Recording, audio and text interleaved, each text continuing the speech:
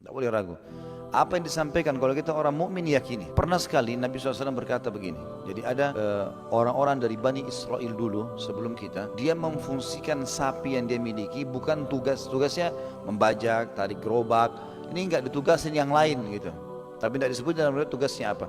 Terus sapi itu ngomong dalam bahasa manusia. Dia bilang saya diciptakan bukan untuk ini. Maka si Bani Israel ini kaget. Sapi bicara manusia gitu. Maka sahabat pun di majelis Nabi sempat bilang, Subhanallah ya Rasulullah, sapi bicara dalam bahasa manusia.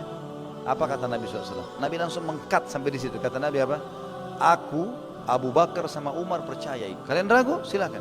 Aku, Abu Bakar sama Umar percaya. Kalau Allah berfirman sudah selesai urusannya. Seperti itu konsepnya ya. Jadi memang untuk mempermudah kita, karena memang akal kita dipersiapkan untuk menerima sebenarnya, bukan untuk membangkang. Juga riwayat lain ada satu orang Arab Badui, kebetulan dia mengembala domba-dombanya banyak sekali. Itu dia mengembalain domba. Pas dia lagi gembala domba, ada satu serigala nyuri satu dombanya. Karena dombanya besar, digigit lehernya, ditarik, keberatan, serigalanya lamban. Maka dikejar oleh si pengembala. Ditarik dengan paksa domba tersebut. Tiba-tiba serigala itu bicara pakai bahasa manusia. Ini riwayat Sahih, riwayat Bukhari. Kata serigala, bertakwalah kepada Allah. Kenapa kau ambil rezeki yang sudah Allah tentukan untukku? Kaget si pengembalanya. Lalu dia mengatakan, dia belum beriman. Dia mengatakan, bagaimana bisa serigala berbicara dengan bahasa manusia? Serigala itu langsung bilang apa? Gara-gara ini Badui beriman. Dia tadinya kafir, belum beriman. Lalu dia mengatakan, mau kau saya beritahukan yang lebih aneh daripada apa yang kau kaget lihat sekarang? Kau kaget lihat saya bicara ini? Ada yang lebih aneh lagi. Kata Badui tersebut apa? Di Madinah ada seorang Rasul bernama Muhammad dan serigala mengatakan Sallallahu Alaihi Wasallam, memberikan salam pada Nabi, gitu kan? Di Madinah ada seorang Rasul bernama Muhammad Sallallahu Alaihi Wasallam mengajak manusia ke agama Allah, tapi masih banyak mengatakan dia penyihir dan mendustakannya.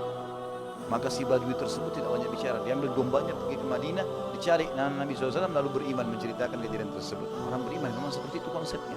Gitu kan? Karena kalau kita tidak memudahkan ini Bapak Ibu sekalian, banyak hal yang kalau kita cuma pakai otak tolak loh. Masalah surga neraka, di mana surga? Nggak kelihatan. Kan gitu. Jadi kita kalau masuk ke zona protes itu susah. Tapi kalau kita imani, oh ya ada, ya sudah. Bagaimana sampai ke sana? Ini amal-amalnya selesai. Ada loh kantor saya di Perancis. Dan saya orang pemilik perusahaan bilang gitu ya. Siapa yang prestasi di sini, saya akan kasih kantor di sana, kerja di sana. Kita belum pernah lihat gambarnya, fotonya nggak pernah. Tapi pegawai yang faham, dia tahu kalau di sini sebenarnya perusahaan ini sudah bagus ya. Maka dia pun mengejar prestasi terbesar itu. Kan begitu ya. Walaupun dia belum lihat, toh dia sudah tahu di sini gajinya bagus. Kita di dunia kan sudah dikasih tuh 2 mata, 2 telinga, 2 tangan, 2 kaki, apalah macam-macam kenikmatan. Kalau salah pun masih dimaafkan. Peraturan kehidupan yang luar biasa. Berarti kalau di sini ada, di sana ada dong akhirat. Konsep sederhananya begitu. Berarti di sini perusahaan itu ada. Kalau pimpinan perusahaan bilang di sana ada lagi loh, tapi lebih bagus dari sini. Prestasi sini saya kasih di sana. Berarti pegawai yang berakal dia akan bilang baik, saya kejar. Bagaimana caranya? Kerja begini. Baik dikerjain sama dia. Seperti itulah orang beramal saleh masuk sana.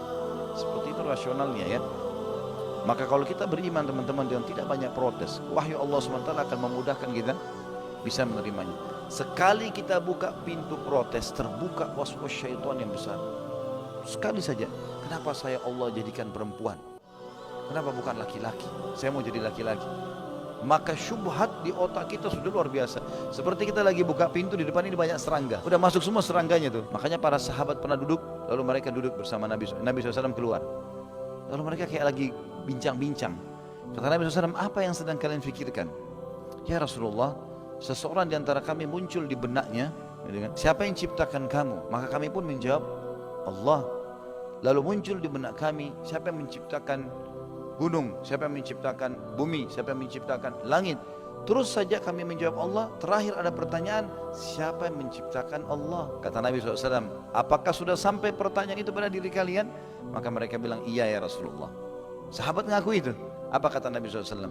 Kalau itu datang, waswas syaitan, bilang amantu billah, aku beriman kepada Allah. Selesai. Karena syubhatnya kan kemana-mana, termasuk protes Allah SWT nanti. Kan gitu, lebih mudah. Subhanallah, kita lihat saya lihat orang-orang muslim yang dari kecil sudah aktif di masjid, jadi marbot masjid, betul-betul hidupnya dari masjid rumah Allah, azan sholat, bersihin masjid dapat pahala, udah selesai, nikah, punya anak keturunan, urus masjid sampai mati. Masya Allah, mudah sekali hidupnya. ada protes, ada pengajian dia urus, dia duduk, Masya Allah nikmatnya luar biasa. Dibandingkan orang yang pendidikan, sarjana, mungkin profesor tapi membangkang, nggak ada Tuhan, nggak ada begini, nggak ada begitu, itu kan aneh ya. Dan kita banyak terkurung dengan masalah akademik saja ini.